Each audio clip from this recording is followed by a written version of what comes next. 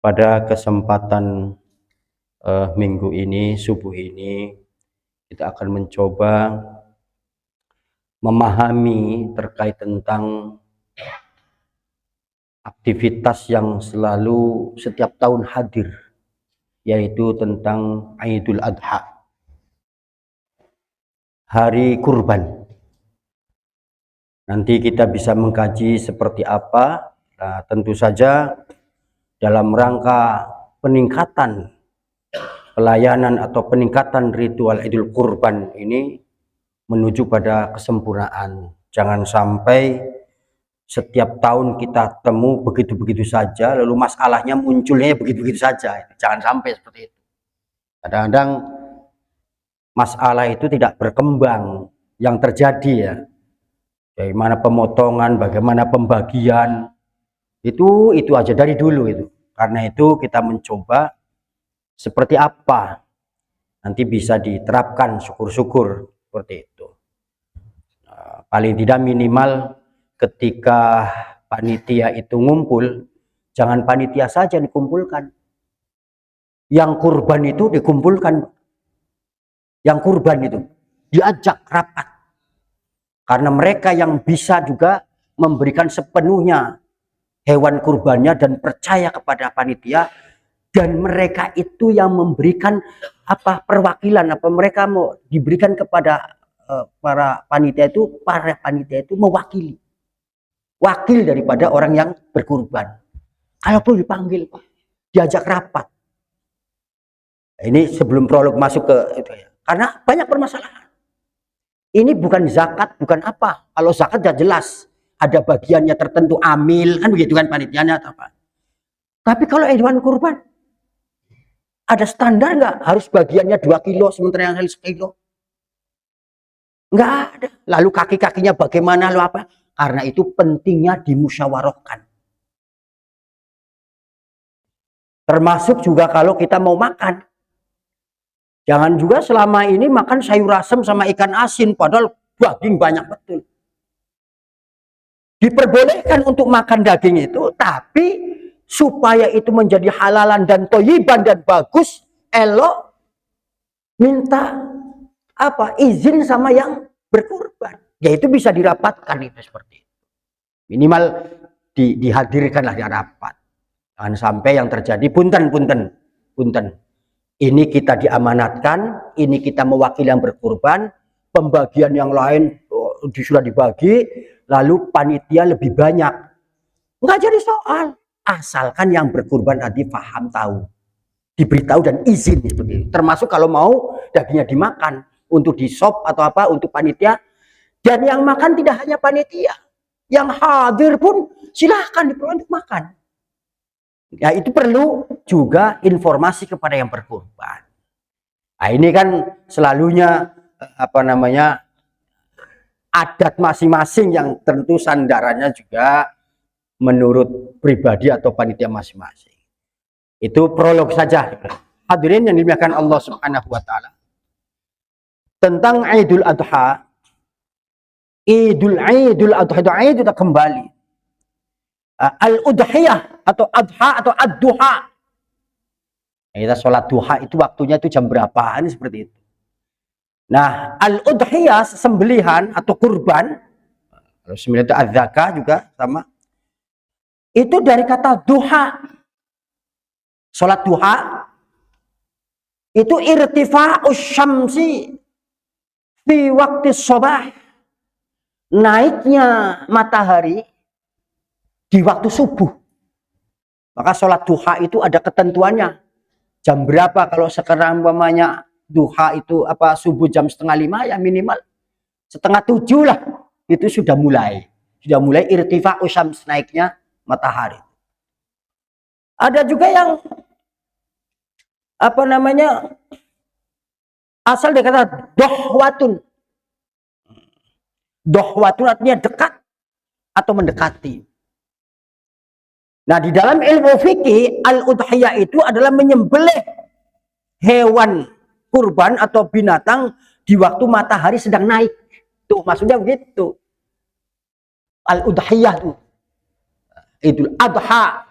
Jadi menyembelih hewan kurban maksudnya di waktu matahari sedang naik. Nah, di dalam hukum orang yang menyembelih hewan kurban belum ketentuan waktunya jatuh, taruhlah standar sebelum pelaksanaan sholat duha, itu tidak termasuk kategori kurban di Idul Adha. Biasa kalau sholat duha itu kalau beda dengan Idul Adha dengan Idul Fitri. Kalau Idul Fitri itu lebih siang, kalau Idul Adha lebih pagi. Itu bedanya, itu harus dibedakan itu. Kalau Idul Adha umpamanya jam 7, Idul Fitri jam 7, Idul Adha jam setengah 7. Loh kok begitu? Kalau Idul Fitri disiangkan, memberikan kesempatan kepada orang yang belum membayar zakat fitrah supaya masih ada kesempatan membayar zakat fitrah. Tuh, disiangkan. Lalu kalau Idul Adha sholatnya dibagikan, taruhlah setengah 7, supaya waktu penyembelihan lebih lapang, lebih luas. Itu terkait tentang pelaksanaan ritual. Nah, kurban ini disyariatkan oleh Allah Subhanahu wa taala dan Rasulnya. Inna a'tainakal kautsar fasholli li rabbika wanhar. Wanhar, berkurbanlah. Nah, wanhar itu fi'il amar. Fi'il amar itu kalau dalam usul fikih itu namanya al-aslu fil amri lil wujub. Dasar perintah itu adalah wajib.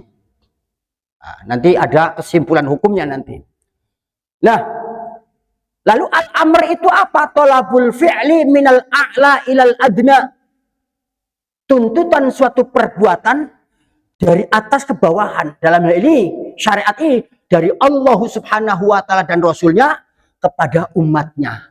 Salah satunya adalah hewan kurban. Namun begitu, para ulama berbeda pendapat. Abu Hanifah nih, di dalam berkorban itu cenderung arah hukumnya adalah wajib. Wajib itu yusabu ala fi'lihi wa yu'aqabu ala tarkihi. Diberi pahala ketika menjalankan, berdosa ketika dia meninggalkan. Nah, itu satu Imam Hanafi. Tapi jumhur ulama sunnatun muakkadatun, sunnah muakkadah. Kadang-kadang kalau berbicara hukum seperti ini, orang lebih condong mengambil pendapat jumhurul ulama, kebanyakan para ulama, sepakatan para ulama, ittifaqul ulama, banyak ulama yang mengatakan itu sunnah muakkadah. Wajib atau sunnah muakkadah disimpulkan bagi yang mampu. Bagi yang mampu itu, entah itu kambing atau domba atau unta atau sapi, terserah. Ukuran kemampuan kita secara sederhana, pemahaman kita untuk kemampuan kita, ketika uang kita belanjakan untuk hewan kurban, kedepannya itu untuk memberikan makan pokok, membelikan urusan-urusan pokok, kebutuhan pokok, tidak bermasalah. Gitu loh. Tidak bermasalah. Gitu. Jangan sampai umpamanya uang ala kadarnya lalu dipaksakan untuk kurban, setelah kurban lalu dia ngedumel gara-gara kurban beras nggak kebeli. Nah, ini berbahaya, gara-gara kurban kita kekurangan, ini berbahaya. Nanti kurbannya dianggapnya sebagai dasar bermasalahannya orang. Jangan sampai seperti itu. Hadirin yang dimuliakan Allah Subhanahu wa taala. Dan ini juga termuat dalam Bidayatul Mujtahid terkait tentang hukum Malik Asy-Syafi'i ila annaha minas sunnah al-muakkadah. Masuk kategori al-jumhur. Tapi kalau Imam Hanafi itu lebih condong waqala Abu Hanifah itu wajibah. Al-udhiyah itu wajib. Ini di dalam fikih Bidayatul Mujtahid. Hadirin yang dimuliakan Allah Subhanahu wa taala. Lalu hewan kurban ini apa saja jenisnya? Ini saya mengambil beberapa ayat Al-Quran, la yanalallaha luhumuha wala dima'uha walakin yanaluhu taqwa minkum. Daging-daging hewan kurban dan darahnya itu sekali-kali tidak dapat mencapai keridhaan Allah, tetapi ketakwaan dari kamulah yang mencapainya. Satu. Artinya bahwa sepakat ajma'al ulama sepakat terkait dengan hewan kurban. Yang pertama itu adalah al-kibash. Al-kibash itu kalau bahasa kita gibas. Kafnya diganti gibas. Nah, orang Arab begitu kadang-kadang kohwatun gohwah. Aku lulaka gulak gitu, seperti itu. Saya inggodir itu kan habaib itu kan saya inggodir karena memang lahjahnya begitu, Pak. Kita jangan niru-niru orang kita lahjahnya bagus, kodirun, jangan niru-niru habaib godir gitu. Ya salah. Iya. Jangan sampai niru-niru tapi tanpa dasar. Kalau memang sana memang lahjahnya ke sana. Kayak sirat alladzina, orang seberang sana. Kalau memang dia begitu, biarin aja. Kalau dirubah nggak bisa, dimaklumin. Kita jangan niru-niru. Bisa roh gitu. Ikuti sesuai dengan lahjah kita. Ya. Kalau perlu, ya disempurnakan dengan sesuai dengan aturan membaca Al-Quran atau bahasa Arab. Nah, itu yang pertama adalah al-kibash. Yang kedua al-bakor, sapi. Kemudian yang ketiga al-ibil. Nah ini urutan-urutannya. Tapi ada yang berpendapat enggak, yang pertama itu adalah al-ibil dulu, dibalik. Ini ketentuan bagi yang mungkin tingkat ekonomi suatu negara mungkin top lah bahasanya itu. Berarti yang pertama diutamakan itu onta. Al-kibas itu kan cocok Indonesia tuh. Kibas dulu lah gitu. Kibas dulu lah, kambing dulu. Punten, kibas itu ada bahasanya, kambing itu ada dua, Pak. Sekarang ada kambing yang domba, kibas itu. Ada yang kambing yang kacang. Tuh, kalau kacang. Bahkan ada kambing yang seperti punten kecil itu, tapi umurnya sudah mencapai. Karena itu jelas Allah Subhanahu wa taala, la yanalallaha luhumuha wala dima'uha. Allah tidak menerima daging kurban dan darahnya. Tidak itu saja. Sehingga apa? Kalau hewan itu sudah cukup umur, kalau kambing biasa itu 2 tahun, Pak. Tapi kalau gibas atau kibas 1 tahun sudah cukup itu. Menginjak umur ke 2 tahun. Itu bedanya tuh. Iya. Nah, itu ada yang kecil, Pak. Kalau kita mampunya itu dan itu sudah cukup umur, nggak apa-apa, Pak. Jangan kita gengsi, oh kecil banget kayak cempe itu kan, kayak anak kambing kan ada tuh, kambing kacang, Ustaz. Ada tuh kecil, saya lihat, ya Allah, ini kecil amat ya, Pak. Bener, mungkin gedean anjing herder kali. Pernah lihat, Ustaz? Ada, saya pernah lihat itu. Nah itu menjadi sah kalau memang umurnya sudah mencapai. Karena itu tadi, yang penting ketakwaan itu. Objek Allah di dalam berkurban itu adalah ketakwaan. Nah, secara umum bahimatul an'am, hewan ternak. Ini yang dekat-dekat seberang entah Sumatera, ada kerbau liar lalu dikurbankan, nggak masuk, Pak. Kita itu ngambil hewan umpamanya di hutan, Pak, hutan kan biasa kayak di Afrika, di mana gitu ada kerbau, ada apa, diambil terus dikorbankan, tidak masuk kategori. Itu karena itu liar. Nggak ada itu. Seperti itu. Yang masuk adalah bahimatul an'am. Jadi seperti itu. Di masyru'iyah. Yang kedua menurut mungkin nih lingkungannya mungkin lingkungan yang kaya. Yang kedua prioritas ada al-bakor. Sapi. Ya. Summa al-kibas. Kemudian kibas. Itu urutan dan itu sudah mafhum lah semua itu. Hadirin yang dimuliakan Allah Subhanahu wa taala. Lalu siapa yang diwajibkan untuk berkurban? Tentu saja bagi yang mampu. Bagi yang mampu. Ya tadi mampu istilahnya itu tidak bermasalah di dalam ekonominya setelah dia menjalankan kurbannya itu. Nah, terkait hewannya seperti itu, siapa yang mampu. Nah, ketika hewan kurban itu disembelih atau sebelum disembelih, panitia orang yang membeli kurban harus paham betul. Kalau perlu ngajak orang yang tahu persis. Namanya dagang, Pak. Mereka pengennya laku. Itu sudah cukup umur atau belum, yang penting kambing, domba, sapi, udah.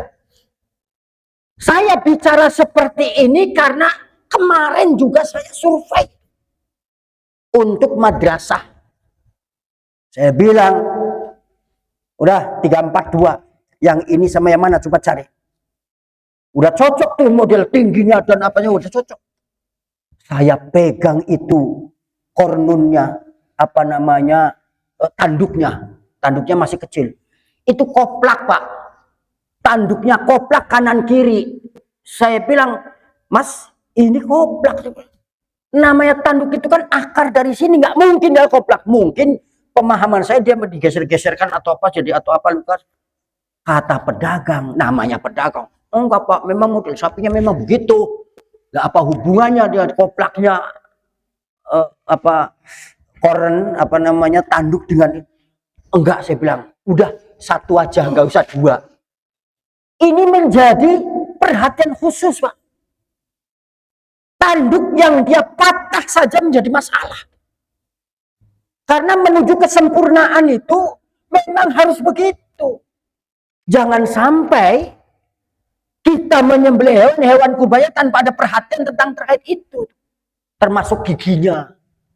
Termasuk luka atau bagaimana. Cari yang paling sempurna. Karena itu di dalam fikih tidak boleh. Tidak ada kurban. Kalau memang hewan kurbannya itu bermasalah. Tidak sah. Karena itu ada aturan. Yang pertama, jangan sampai yang sakit al-marid itu. Meler terus hidungnya itu kan. Ketap, ketip, nggak ada jalan, diem aja itu. Itu hati-hati. Harus dipilih langsung sama orang yang mau membelinya langsung. Yang kedua, al-aura'u, buta. Nggak usah buta, katarak saja. Kan ada kambing katarak juga ada. Yang umpamanya pandangannya kayak udah ada agak ke abu-abuan matanya ataupun apa itu. Jangan, Pak, jangan dipilih. Kekhawatiran itu tanda daripada al-aura'u. Buta itu, nggak boleh itu. Al-arja'u, pincang. Walaupun pincang sedikit, Pak, jangan diambil. Ya. Al-ajfa'u, lemah dan kurus. Ya tentu kita carinya yang bagus, yang dagingnya banyak. Ya. Jangan sampai mentang-mentang orang, namanya sekali lagi orang jualan. Pak, nih tinggal satu terakhir, udah diskon dah 30%. Padahal kualitas korban itu kambing atau domba atau sapinya bermasalah. Lah kita yang nggak tahu, objeknya murahnya lalu dibeli kurban, yang panitia kagak paham. Ini sama-sama nggak paham tuh. Karena itu hati-hati di dalam memilih hewan kurban. Nah itu. Hadirin yang dimuliakan Allah Subhanahu wa taala, nanti kekurangannya bisa dipertanyakan nanti kita 10 menit adalah. Hadirin hadirat yang dimuliakan Allah Subhanahu wa taala. Lalu bagaimana waktu dabah? Cara atau waktu penyembelihannya bagaimana? Di dalam penyembelihan itu la taubah atau Allah, itu kalimat Allah itu jangan sekali-kali itu. Artinya betul-betul penekanan betul. Illa ba'da tulu'i syamsi min yaumil 'id. Jangan sekali-kali kita menyembelih kecuali setelah munculnya matahari. Maksud duha tadi. Standarnya kita setelah pelaksanaan sholat duha. Sholat duha atau sholat Idul Adha. Itu. Pertama itu. Lalu, bagaimana ketika Setelah itu 3 hari, hari tasyrik. 11, 12, 13. Tapi ketika di hari tasyrik, Pak, usahakan jangan sampai setelah asar. Jangan. Karena memang setelah asar itu hampir mendekati daripada maghrib. Kalau bisa sebelum asar itu sudah terdistribusikan semua. Memang penyembelihan paling afdal di Yaumun Nahar tadi. Kalau umpamanya minggu depan insya Allah Jumat, ya Jumat. Tapi kadang-kadang orang, oh waktunya sebentar atau apa. Ya terserah saja, tapi itu afdalu seperti itu. Setelah itu baru di hari tasyrik itu. Hadirin yang dimuliakan Allah Subhanahu wa taala. Bahkan di dalam kitab fikih sunnah itu ada yang mengatakan diperbolehkannya itu di malam hari. Ya tetapi itu kita kayak nggak ada waktu saja, orang tua kita dulu. Siang udah jelas. Enggak, sekarang permasalahannya kalau dulu mungkin dilarang itu karena menggelap nggak jelas ya kan atau apa. Terus sekarang terang. Tapi di dalam fikih sunnah diperbolehkan itu. Tetapi tentu kalau ada siang, yaitu tadi lebih baik siang. Jangan sampai keluar dari hari tasyrik yang seperti itu. Lalu bagaimana cara menyembelihnya itu? Ini yang kadang-kadang kurang diperhatikan, dianggap sepele. Mentang-mentang si fulan itu hebat nyembelihnya, biar kata pakai pisau kecil pokoknya lancar lah. Tapi tidak diperhatikan adab-adabnya. Jangan sekali-kali untuk kita menuju kesempurnaan manggil penjagal, penyembelih itu kalau nyembelih pakainya celana pendek. Ini nggak ada etika, nggak ada akhlak, nggak ada adab. Pakai kaos dalam, kutang sambil ngerokok karena saking terbiasanya. Ini hati-hati, Pak. Jangan dibilang hebatnya saja. Panggil ustadz, siapa yang fasih, yang apa. Kita juga nggak tahu yang pakai celana pendek itu bacaannya mampu atau tidak. Kalau perlu, kalau iya, suruh pakai celana pangsi kek, suruh pakai apa kek, terus berhenti ngerokoknya. Wong lagi ritual untuk menuju kesempurnaan sambil ngerokok sambil apa, langsung hati-hati. Kalau memang ada ustadz, kenapa? Yang bisa tentunya, syukur-syukur dia nyembelih itu sekali tarik atau sekali apa sentuh langsung selesai. Itu satu. Yang kedua, tentu alat itu jelas-jelas sudah profesional lah, dipersiapkan. Yang ketiga, Pak, menghadap kiblat. Ini harus ingetin, Pak Ustadz. Menghadap kiblat itu bukan kepalanya, lehernya. Jadi kalau orang yang nyembelih itu menghadap kiblat, lalu kepala di sebelah kiri, ini yang namanya leher harus di hadapan kiblat. Kepalanya sebelah kiri itu, bukan kepalanya yang menghadap kiblat. Berarti menghadap utara dong kalau kayak gitu lehernya.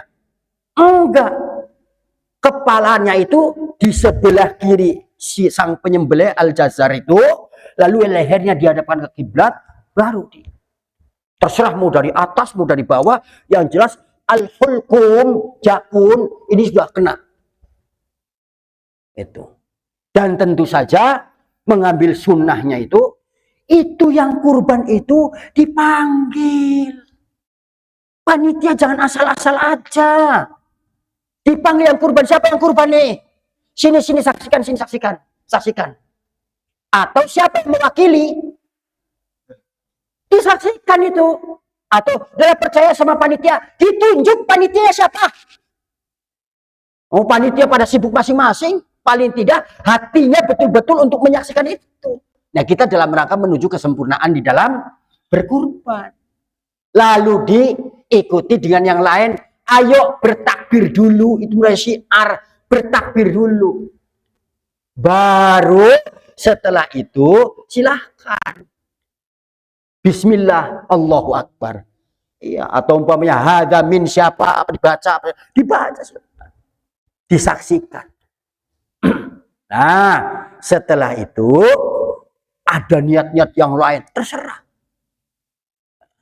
Nah, ketika disingkirkan, Pak, jangan buru-buru kaki itu disayat karena pengen langsung digantung. Dilihat dulu sudah betul-betul mati atau belum. Kan kadang-kadang masih kejet itu masih.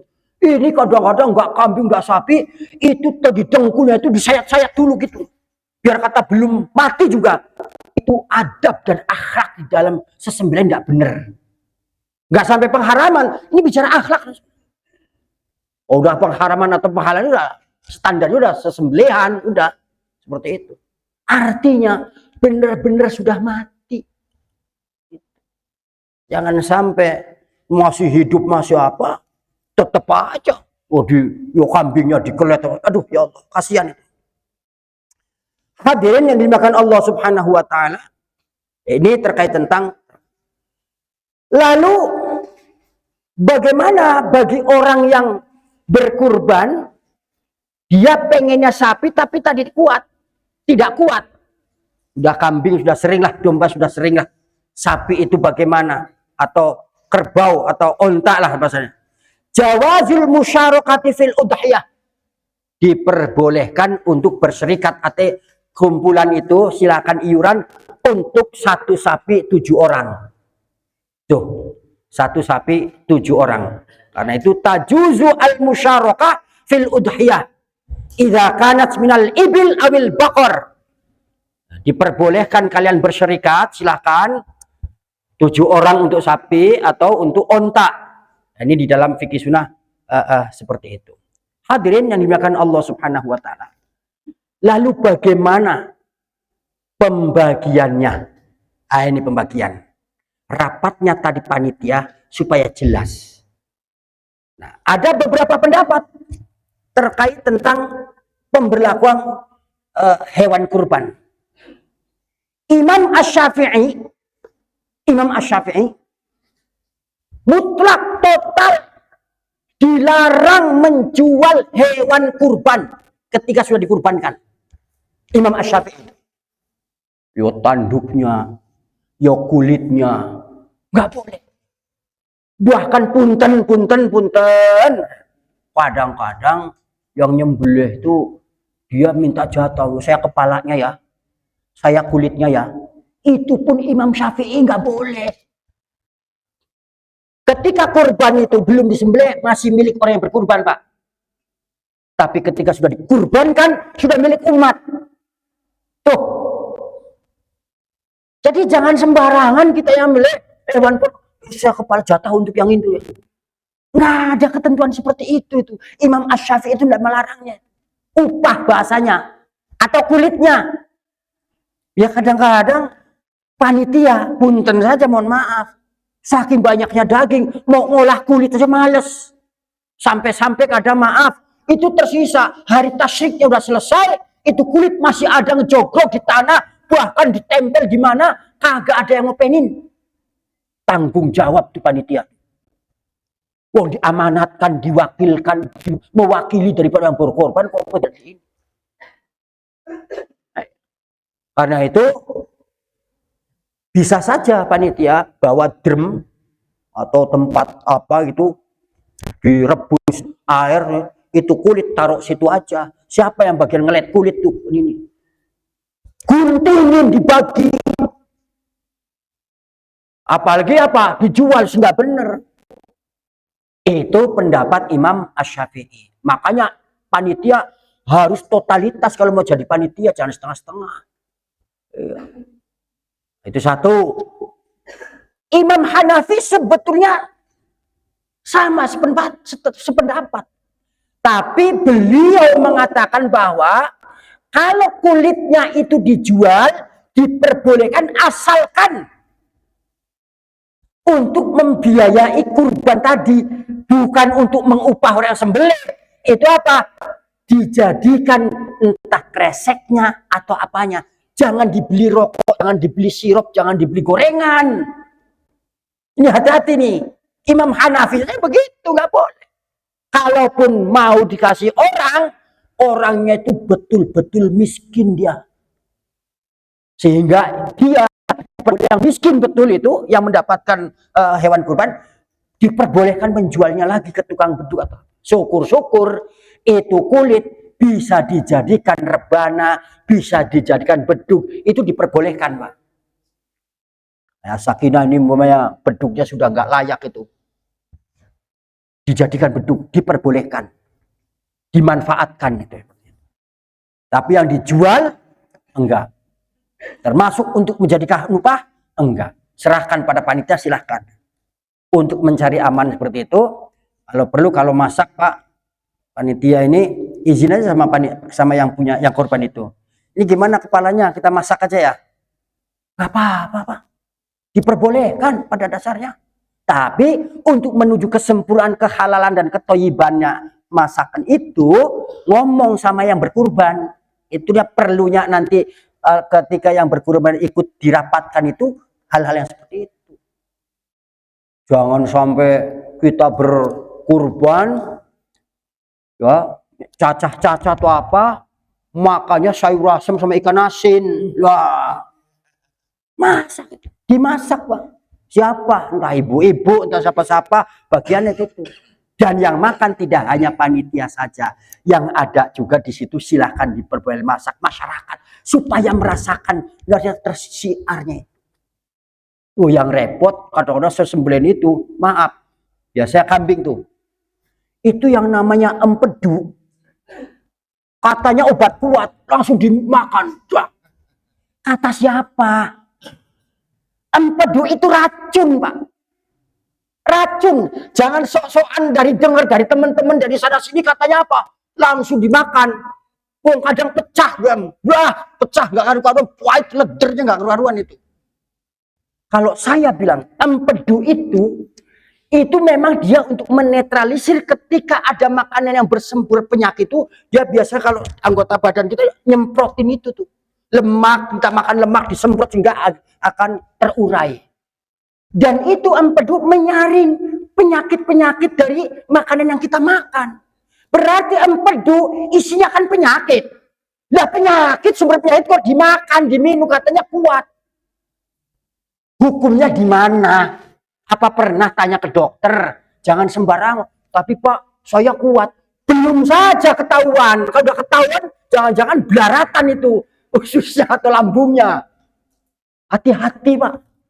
Jangan tradisi itu nggak usah dipraktekkan itu. Kita memakan racun itu. Kalau saya boleh berpendapat, Pak Ustadz gimana hukumnya? Makan empedu haram hukumnya. Kalau saya pribadi, fikih saya nggak usah ditiru. Karena apa? Penyakit Pak itu. Obatnya dari mana? Kadang-kadang orang heran-heran saja.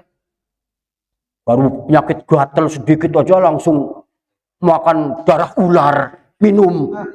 Baru ampak sedikit aja, hati kelelawar. Belum lagi untuk obat kuat, anak tikus. Astagfirullahaladzim itu. Ini udah katanya aja semuanya itu nggak jelas. Tanya dong sama ahlinya itu yang medis itu. Udah itu kadang-kadang udah grogi makannya belum sampai ke tenggorokan, dia jalan ke lidah ke atas itu. Tolong Pak, hindari itu, termasuk yang empedu tadi. Jangan Pak, jangan so-soan atau segalanya, nggak usah. Kacau itu kadang-kadang. Itu satu penyakit yang harus dihindari. Yang kedua, kalau mau bantu yuk bantu, tapi yang bagus. Ketika mau ngulitin, mau nyayatin, atau kadang-kadang kalau ia itu sampai kulit mau diupahin ke orang, mau apa, kadang-kadang pesen sama oknum panitia itu, tolong jangan tipis-tipis nyayat kulitnya, supaya dagingnya tersisa nempel di kulit. Nah ini kan pesanan yang maksiat itu yang nggak bener. Karena ada condong tuh. Kadang-kadang dia itu mau nyayat tuh nggak karu-karuan, itu masih nempel dagingnya. Nggak bener, nggak boleh. Jadi harus bener-bener. Udah hati belum kayak gitu, yang tadinya nempel, meripit, buka ini baru mulai.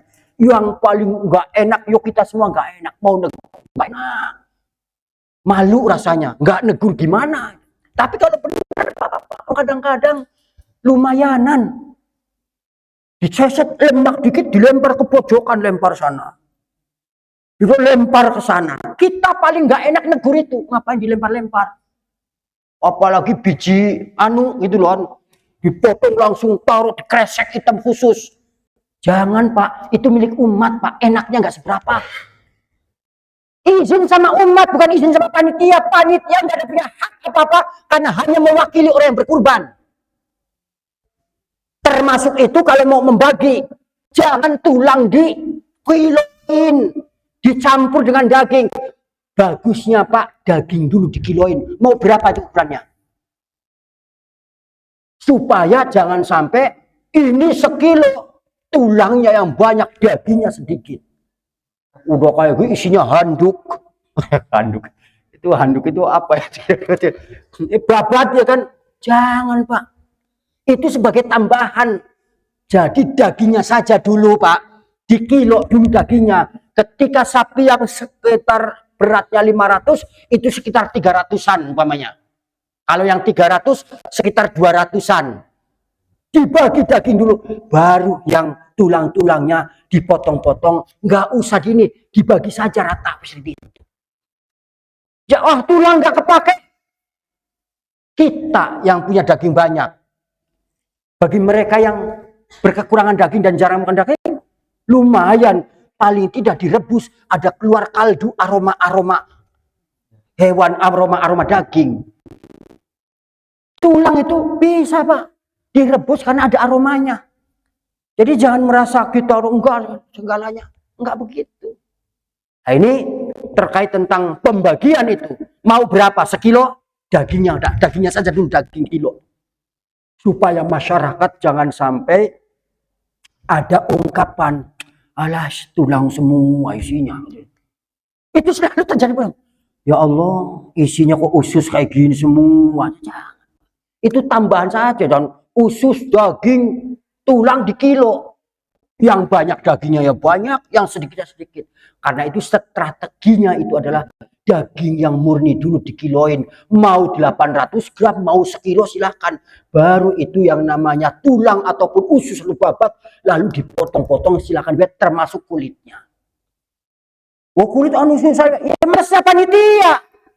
Kalau mau jadi panitia, harus bertanggung jawab untuk ngulitin, untuk menyayat bulu-bulunya, lalu digunting-gunting.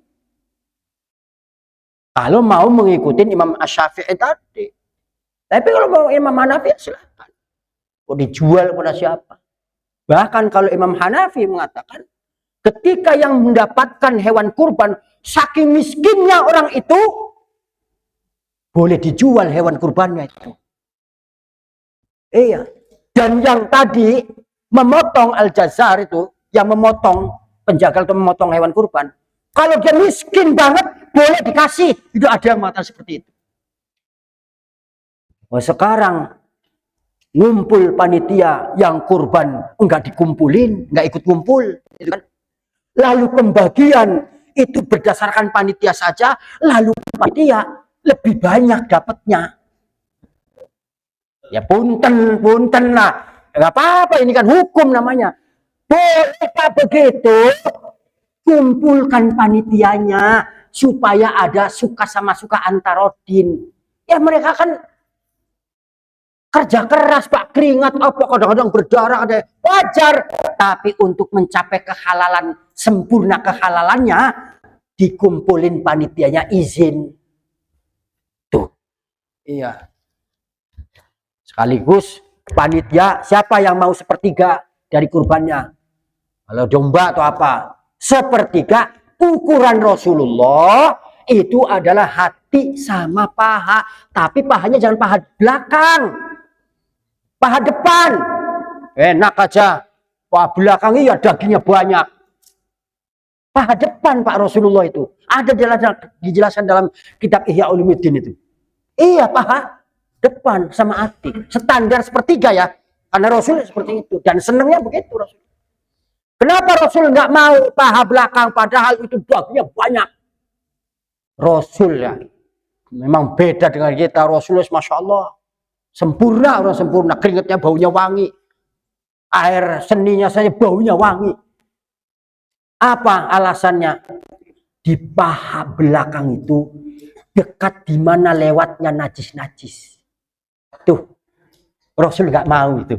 Maunya paha depan yang jauh. Dan itu standar sepertiga. Oh kita standar sepertiga, maunya banyak. termasuk kepalanya diambil. Lah, ya nggak bisa begitu. Lalu yang sapi bagaimana yang 7 orang? Sepertiga diambil, dibagi 7 orang. Jangan masing-masing sepertiga, habis. Harus paham itu. Sepertiga bagi untuk 7 orang. Nah panitia, ya capek Pak. Tanggung jawabnya besar, pikirannya besar, apa segala, jelimet apa segalanya. Kita mah tinggal nerima saja. Silahkan Pak, meminta kehalalan dan ketoibatan itu sama yang berkurban. Bu, ini gimana ya? 2 kilo aja ya, yang ini ya, panitia. Ya lain sekilo. Ini daging murni. Oh iya, ya nggak apa-apa. Nggak apa-apa. Mereka itu adalah capek Pak. Kita jangan ngiri. Iya benar tuh apa segalanya. Termasuk kaki-kakinya itu harus ada interaksi dengan yang korban. Kadang-kadang kaki itu kan, ini buat saya ya, atau bagaimana? Yang lain menurut jangan buat saya, masa urusan, ya kan? Karena itu harus dirujuk kepada yang berkurban, Pak. Itu yang jarang kita laksanakan. Karena itu perlu panitia itu mengumpulkan juga dengan yang berkurban. Nama-nama juga harus jelas dibacakan, bertakbir sama-sama. Hadirin yang dimuliakan Allah Subhanahu wa taala, ini terkait masalah al-udhiyah atau kurban. Lalu kalau pendapat Imam Malik, pendapat Imam Hambal ini condong kepada Imam Asy-Syafi'i. Imam Asy-Syafi'i. Kalau yang Hanafi memang ahlu ra'i, rasional. Imam Hambali ya pasti dia dekatnya Imam Syafi'i, orang Imam Hambali muridnya Imam Asy-Syafi'i. Iya. Imam Malik gurunya Imam Asy-Syafi'i. Jadi Imam Malik sama Imam Asy-Syafi'i, Imam Hambali lebih condong kepada Imam Asy-Syafi'i. Imam Hanafi itu ahlu ra'i, rasional. Yang katakan seperti itu. Hadirin yang dimuliakan Allah Subhanahu wa taala, tentu kita ada waktu. Silakan untuk bertanya. Insya Allah mudah-mudahan saya bisa menjawabnya. Seperti itu. Hadirin yang dimuliakan Allah Subhanahu wa taala, terima kasih. Silakan barangkali ada yang bertanya.